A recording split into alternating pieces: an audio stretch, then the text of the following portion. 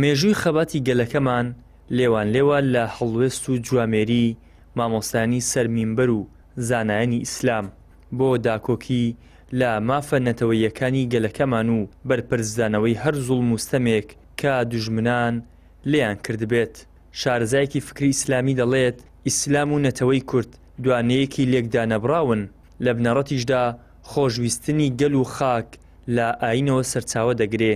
لە ڕووی دروستکردنیەوە بە قەومیەت پرسی بە هیچ کەسێک نەکردووە ئایا ئەو قەومیەتە قەومیەتی کورد دەبن، عەرەب دەبن، عەجەب دەبن، فارس دەبن، هەر قەومێکی دیکە دەبن. ئەمە لە ڕووی دروستبوونی قەومیەت خوای پەروەردگار هەر یەک و بە قەومیەتێک دروستی کردیە. قورئانیش خوای پەروەردگار لەوێ لۆمە ڕوون دەکاتەوە کە بە چ مەبەستێک لۆ ئەو هەر یەک و بە قەومیەتێک دروست کردیە، بە چ مەبەستێک لیتەعارەفوا لۆ ئەوەیەکەوە تعاڕوف لە نێوان یەکتر دروست بکەن، نەخوا نەخواستە بێن یەکتر لە ناوبەرن.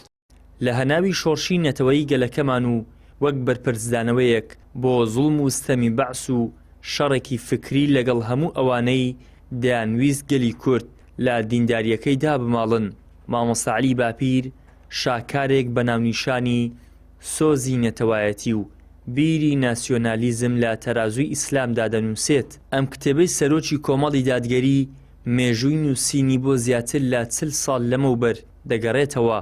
ڕاستکردنەوەی بۆ چوونی هەڵەی هەموو ئەوانە بوو کە پێیان وابوو بۆ ئەوەی کوردێکی ڕەسەن بیت پێویستە بێدین بیت.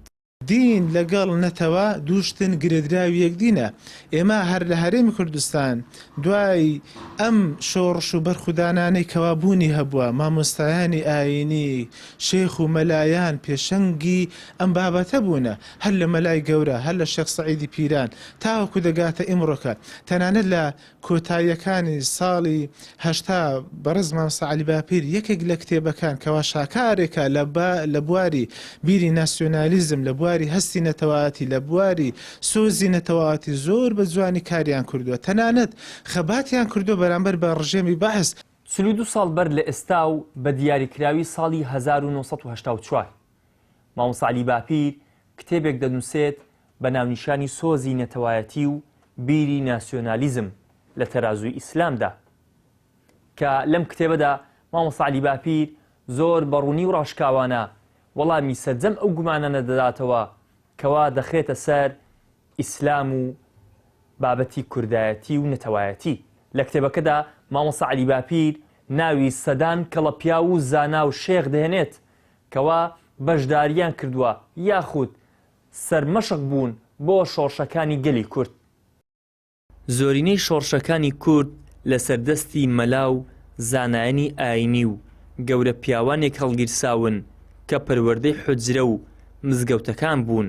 ئەمەش دەرخەری ئەو ڕاستیەیە کە خەبات بۆ مافە نەتەوەیەکان و هەڵگرتنی ستەم لەسەر نەتەوەکەی خۆت نەک لەگەڵ شەرعی خودا ناکۆک نییە، بەڵکو ئەرکێکی شەرعیە و بۆ بەجێگەیاندنی ئەو ئەرکە ئەمڕۆ لە سبەی باشترە.